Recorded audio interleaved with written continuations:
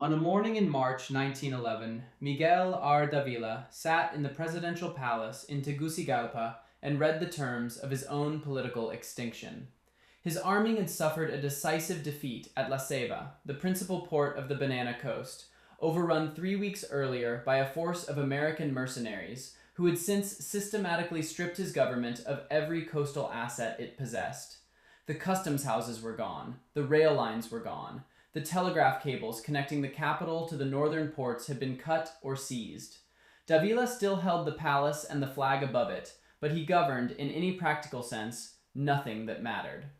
The United States, watching through the optical instruments of its warships anchored in the harbor, then intervened, not to restore him, but to formalize his removal.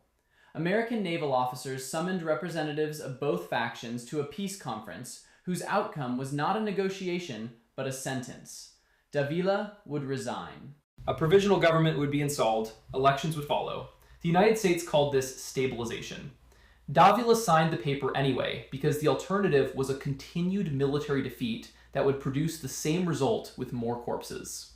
The sequence, armed revolt, naval pressure, forced resignation, unfolded over roughly 6 weeks. Central America had seen this pattern before. What made this coup different was the identity of the man who had paid for it. A fruit merchant from New Orleans named Sam Zemurray, 33 years old, founder and chief executive of the Cuyamel Fruit Company, who had begun his working life selling overripe bananas from a pushcart on the docks of Mobile, Alabama, and who concluded, after running the numbers sometime in the autumn of 1910, that buying a new government for Honduras was the most efficient solution to a problem in his supply chain. The phrase that later attached itself to countries like Honduras, Banana Republic, was coined by O. Henry in a 1904 short story collection called Cabbages and Kings, drawn from his own years of exile in the country. At the time of its coining, it was mostly a literary observation, a writer's mordant shorthand for a place where politics and commerce had become indistinguishable. The 1911 coup gave the phrase its operational meaning, transforming the metaphor into a documented method, one that could be studied, replicated, and improved upon in the decades that followed.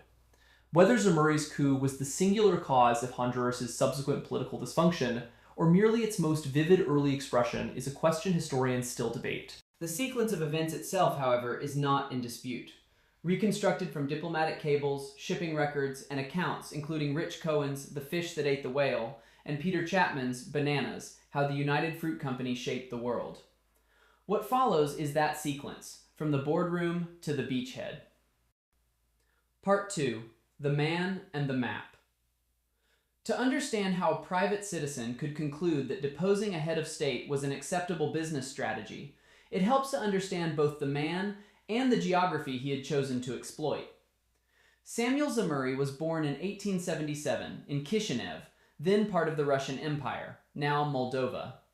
He immigrated as a teenager, arrived in Selma, Alabama with no money and negligible English, and spent his first American years studying the economy of the Gulf Coast with the attention of someone who could not afford to miss an opportunity. That opportunity turned out to be simple. United Fruit Company, which dominated the banana trade, wrote off entire shiploads of fruit as losses whenever bananas ripened faster than its rigid distribution network could move them. These ripes had no place in United Fruit's system. Zemurray bought them at near zero cost, loaded them onto rail cars, and sold them to grocery stores along the Gulf lines before they turned. By 1903, he had enough capital to move from distribution into production. He went to Honduras in 1905 and found what amounted to a near-perfect economic environment.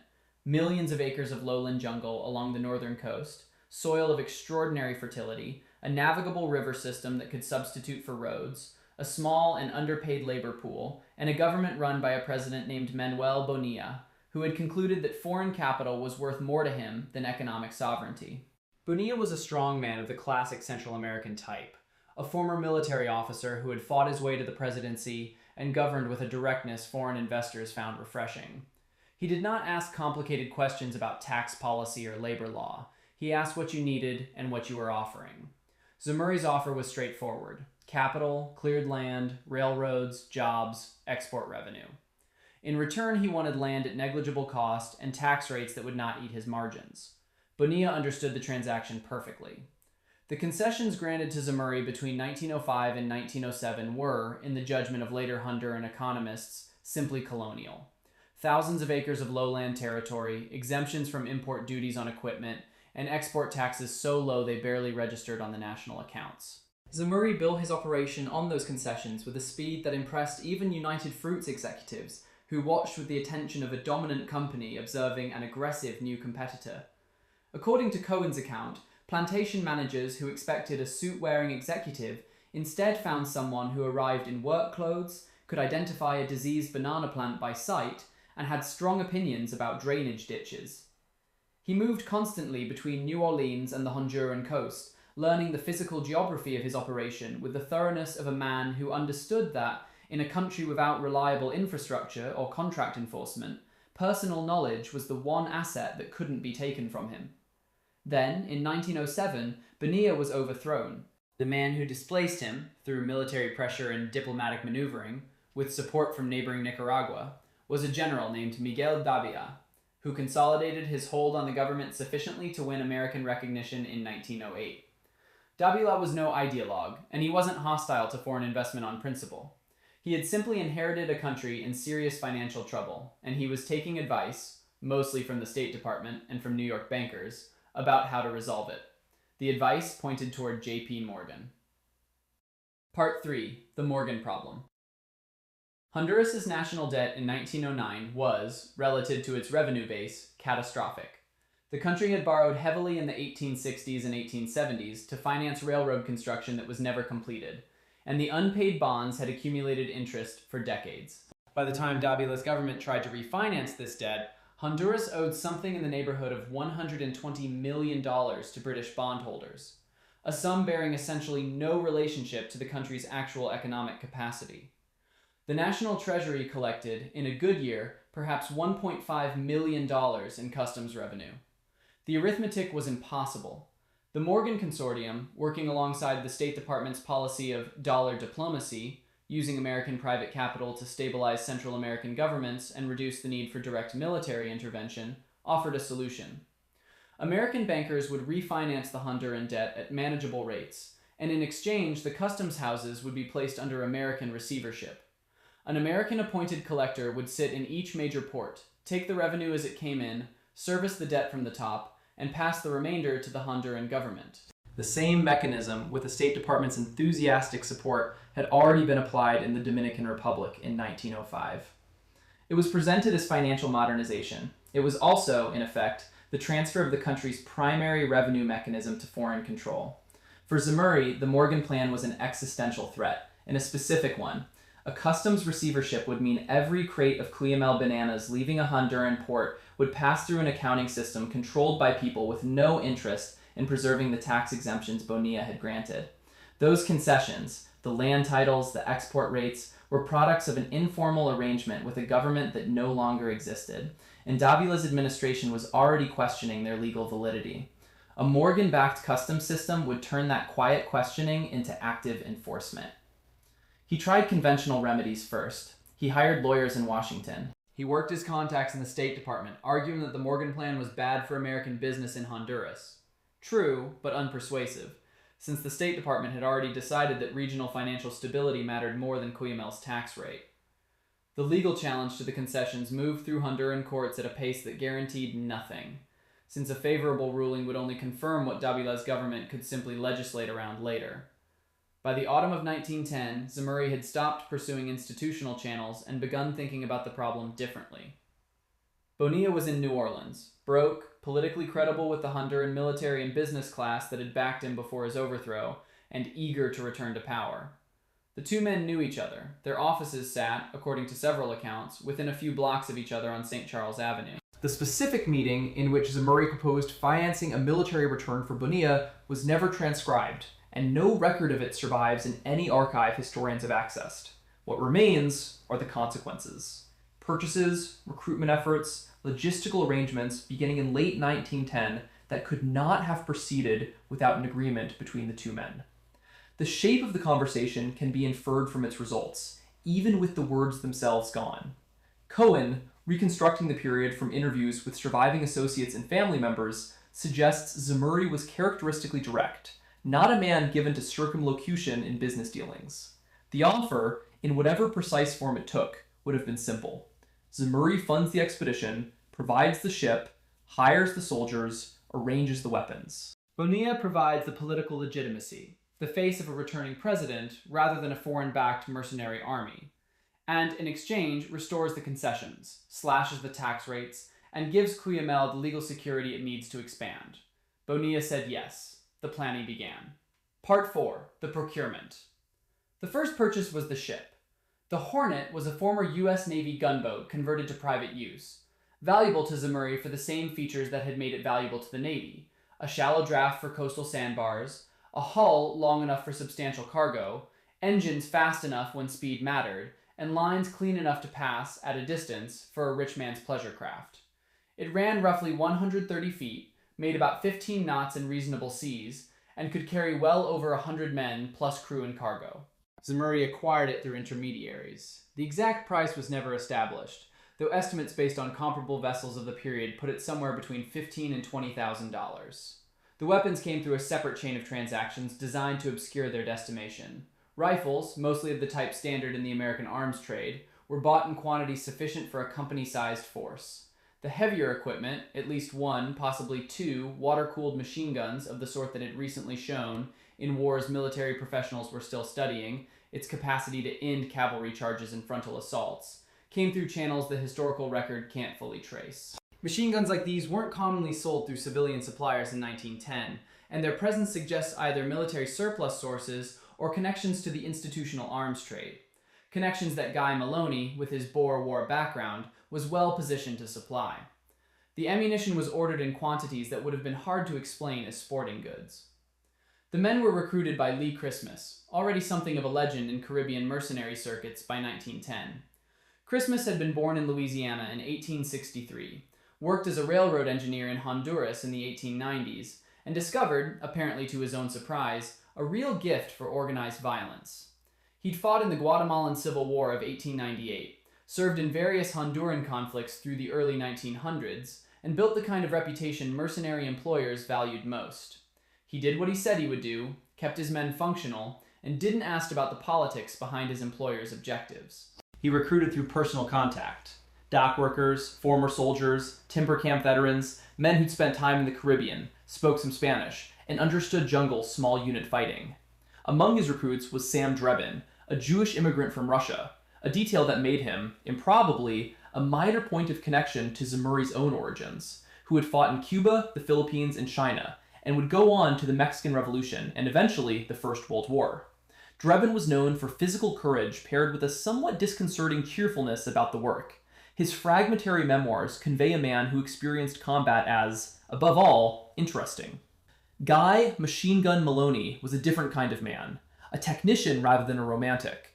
He had fought on the losing Boer side in South Africa, watching the winning side deploy automatic weapons to devastating effect, and had clearly spent the years since thinking hard about what that meant for small unit tactics. In 1910, the machine gun was still a novelty in Central America, where most fighting was done with bolt-action rifles at ranges where individual marksmanship mattered. A water-cooled machine gun, positioned and operated by someone who understood fields of fire and the psychological weight of its sound before the bullets even landed, was not merely a weapon. It was an argument 100 riflemen couldn't answer. Maloney's value to the expedition lay in that expertise, not in any particular courage. By December 1910, the pieces were assembled. The Hornet sat in the lower Mississippi, being provisioned. The men were in New Orleans, drawing advances on their pay. Bonilla was preparing to board. Zemurray, according to a family source Cohen cites, came down to the dock the night of departure, watched the loading, and went home. He didn't sail with the expedition. His presence would have been unnecessary and, if anything went wrong, legally catastrophic. The Hornet cleared the Mississippi Delta and entered the Gulf on a December night in 1910. The manifest filed with New Orleans Customs, per later press accounts, listed the vessel as a pleasure cruise, the cargo as provisions and coal, the complement as 20 men. The inspectors found nothing worth holding it for. Whether the weapons were loaded only after the ship passed the 3-mile limit of American jurisdiction, or transferred beforehand from a smaller vessel at a Gulf rendezvous, the record supports both possibilities without settling on either. Once past American waters, the Hornet became what it actually was: The crates were broken open, the rifles distributed. Christmas organized the men into something resembling a military unit.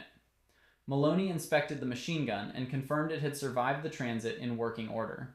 Bonilla, who had spent the voyage below decks in conditions presumably unfamiliar to a former president, emerged and addressed the men in Spanish most of them couldn't fully follow, which didn't matter since the content was obvious. They were going to Honduras, they were going to win, and they were going to be paid. Part 5. The Campaign. The Bay Islands off Honduras' northern coast were the expedition's first objective for reasons of pure logistics. They were Honduran territory, so seizing them was technically the revolt's opening act, but they were also remote from Tegucigalpa, lightly garrisoned, and well-positioned as a staging point for attacking the northern ports. The federal garrison on Roatan, the largest island, numbered perhaps 36 men with bolt-action rifles and no heavy weapons. When the Hornet appeared offshore and Christmas's men began landing, the garrison commander faced a calculation requiring no particular military genius. He surrendered without a serious engagement. Roatan fell within hours. The expedition had a base. The mainland strategy was to take the ports before moving inland, a matter of geography. Honduras's economic life, and therefore its political power, was concentrated on the northern coast. Tegucigalpa sat in the interior highlands, connected to the coast by roads barely deserving the name. The real arteries of the country were the banana railroads running from plantation to dock at La Ceiba, Trujillo, Puerto Cortes, and Tela. Whoever held the ports held the revenue, and whoever held the revenue could pay soldiers, the most decisive consideration of all in a country where federal troops were chronically underpaid and often months behind on wages. Trujillo fell first. Its garrison, larger than Roatan's, suffered from the same underlying problem: months without pay, no clear orders for a seaborne attack, and now a well-armed force with a machine gun to contend with, a tactical situation its training hadn't prepared it for. The fighting lasted less than a day. The customs house, the physical seat of revenue collection, was among the first buildings secured, because controlling it was the entire point. La Ceiba was the decisive engagement, the largest banana port, most directly tied to the plantation network, and the place where the federal government had concentrated whatever force it could still command. The fighting lasted several days by most accounts, and involved something closer to real combat than the earlier occupations. Maloney positioned the machine gun to control the dock approach. Christmas directed the infantry with the calm of a man running a large, complicated job. Federal troops attempted several advances and were turned back each time by accurate rifle fire and the machine gun, which had exactly the psychological effect Maloney had anticipated. La Ceiba's fall is documented in Honduran military records and American diplomatic cables as late January or early February 1911. Sources disagree on the exact date. The American consul reported that insurgent forces held for port, the federal garrison had retreated in disorder, and reversal seemed unlikely without reinforcements, but Davila government didn't appear to have. Cables from the American consul and the State Department's representative in Tegucigalpa show a Washington watching the operation with conflicted attention. Officially, the United States backed no faction. It had received credible intelligence months earlier that Zamuri was organizing an expedition, and American officials had tried to detain the Hornet before it left New Orleans. The attempt failed, apparently because the manifest was in order, and the physical inspection found nothing to hold. Whether that failure reflected genuine operational security on Zamuri's part, or some deliberate inattention from customs officials disinclined to complicate a situation certain Washington insiders found privately convenient, the archival record doesn't resolve. What the record does show is that once fighting began, the U.S. moved from ostensible neutrality to active intervention, but not in the direction Davila might have hoped. Rather than dispatching naval vessels to restore the elected government, the Navy used them to impose a ceasefire that locked in the insurgent gains. Davila's forces, still nominally holding the interior, were kept from mounting a coastal counteroffensive, while the insurgents were kept from advancing on Tegucigalpa. Into that standoff, American diplomats inserted the peace conference, whose outcome Davila had no power to contest. His resignation, signed in March 1911, transferred power to a provisional president overseeing new elections. Those elections, held later that year, returned Manuel Bonilla to the presidency by a margin reflecting both his genuine popularity in certain quarters and the practical reality that his opponents had just watched the previous government dismantled by a private army. Part 6. The Invoice. Bonilla's return to Tegucigalpa was marked, according to the Honduran press of the period, by considerable public celebration in the northern coastal cities where his concession policies had created jobs. In the capital, the reception was quieter. The political class understood well enough what had happened to feel uneasy about it, even those glad to see Davila gone. Zamuri skipped the inauguration and returned to his normal routine in New Orleans, managing Cuyamel with the focus of a man who had just protected a substantial investment and now wanted to maximize its return. By his own later account to family, he had little interest in Honduran politics beyond their effect on his operating environment. Bonilla wasn't a friend in any sentimental sense. He was a business arrangement that had proven durable enough to justify heavy reinvestment. The concessions were formalized by the Honduran Congress in 1912, remarkable even by the standards of the period. Cuyamel received land grants along the northern coast, measured in the hundreds of thousands of acres. Cohen cites figures on the higher end of that range, while Honduran government records from the period suggest somewhat smaller, though still enormous grants. Tax exemptions covered not just banana exports, but the equipment Cuyamel imported to build its infrastructure: rails, rolling stock, irrigation systems, processing facilities, written with enough specificity to suggest they'd been drafted, at least in part, by someone who knew Cuyamel's actual cost structure, meaning Zamuri or someone working from his instructions. The impact on the Honduran treasury was immediate and measurable. Bananas were the country's largest export sector by a wide margin, and pulling that sector off the tax rolls, or reducing its contribution to a token level, meant government revenue contracted sharply, just as post-war reconstruction spending was most needed. The irony wasn't lost on observers at the time.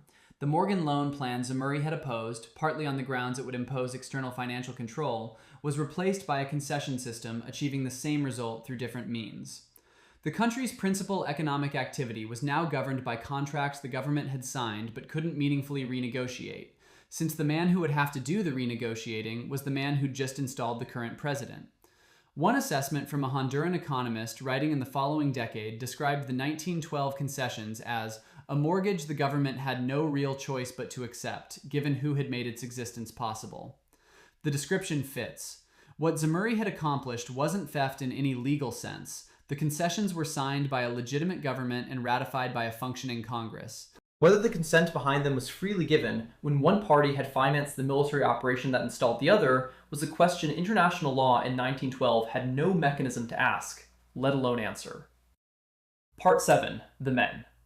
Lee Christmas collected his pay and moved on.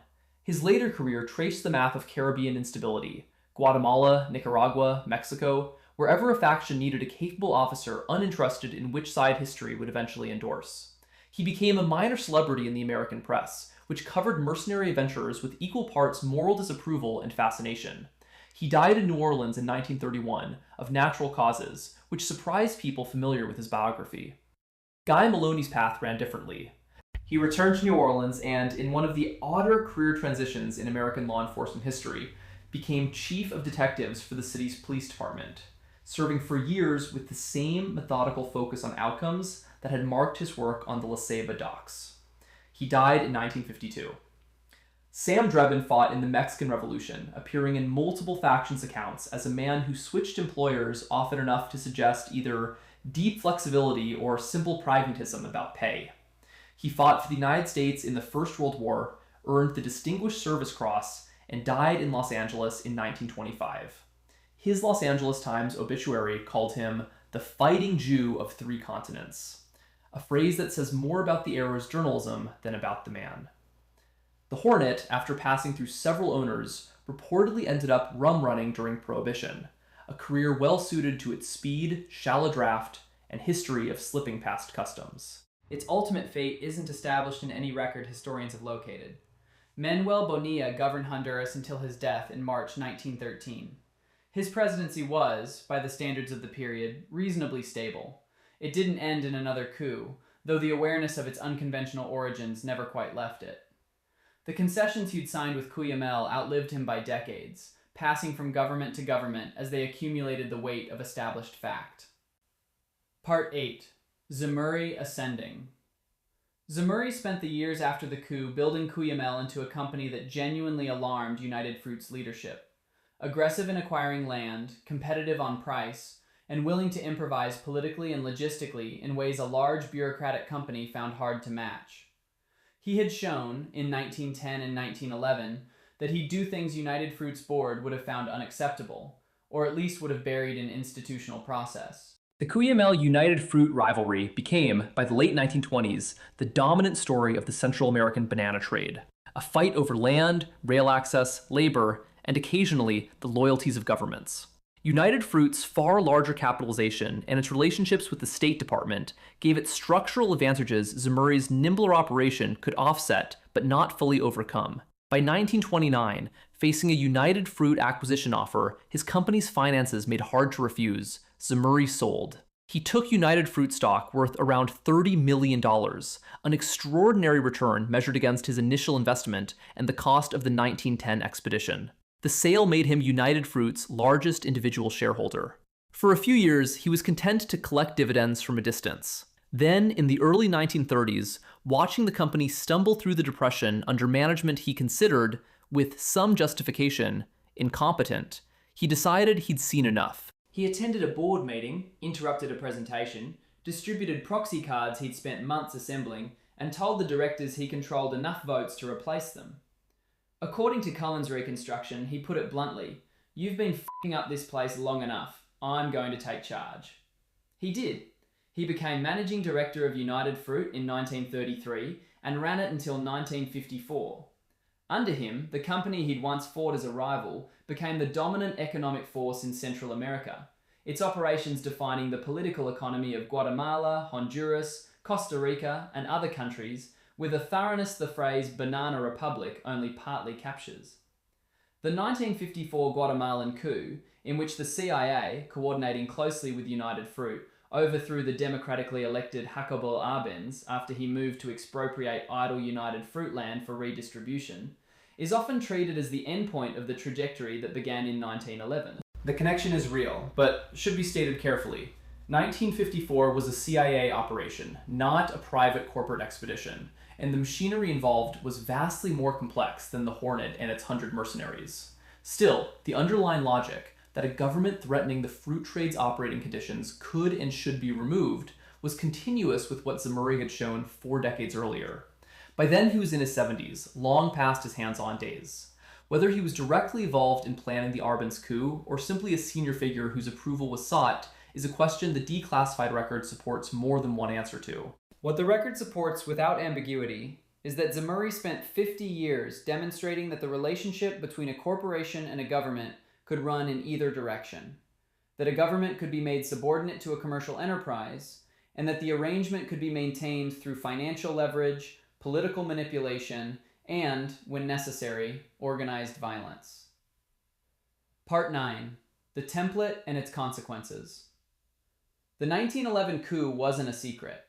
Its broad outline reached the American press within weeks of Davila's resignation, and the link between Cuyamel and the Bonilla restoration wasn't seriously disputed. What was missing wasn't facts, but a framework for understanding them. Editors in 1911 tended to cover Central American coups as adventure stories. Colorful dispatches featuring characters like Christmas and Maloney, fitting neatly into a genre of romantic military adventurism American readers consumed happily. The structural point, that a private corporation had modified a sovereign government as a cost reduction measure, showed up in some of the more analytical coverage, but never became the dominant frame. That frame arrived later, as the pattern repeated often enough to become unmistakable.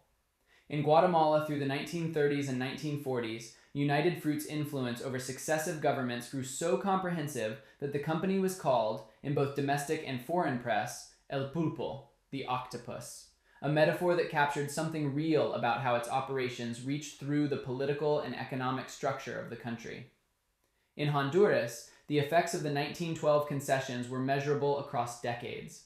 The banana lands of the northern coast stayed under American Fruit Company control through land tenure arrangements that traced, in direct legal descent, back to the grants Bonilla signed as payment for his restoration. Honduras' chronic treasury weakness, its inability to fund basic services, its dependence on foreign borrowing, its exposure to external shocks, wasn't solely the product of the fruit concessions. The country had structural economic problems predating Zemuray that would have existed regardless.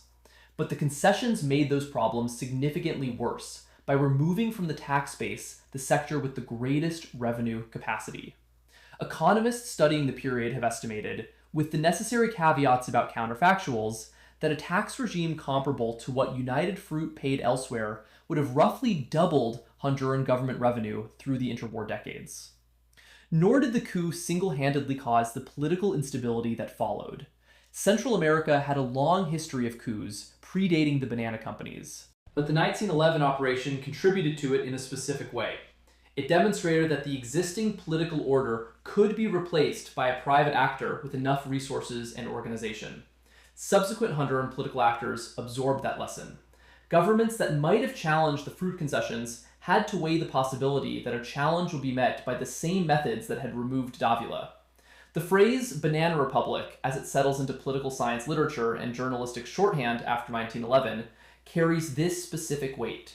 Not just that a country is poor and unstable, but that its poverty and instability are functions of an economic structure in which effective sovereignty has shifted, through commercial pressure and occasional violence, to entities with no accountability to the population. O. Henry's coinage gave the phrase its currency.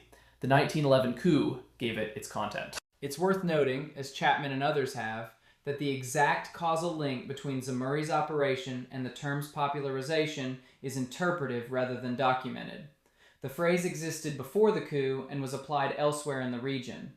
What 1911 provided was the clearest and best documented example of the mechanism the term described. Part 10. The Man Who Stayed in New Orleans.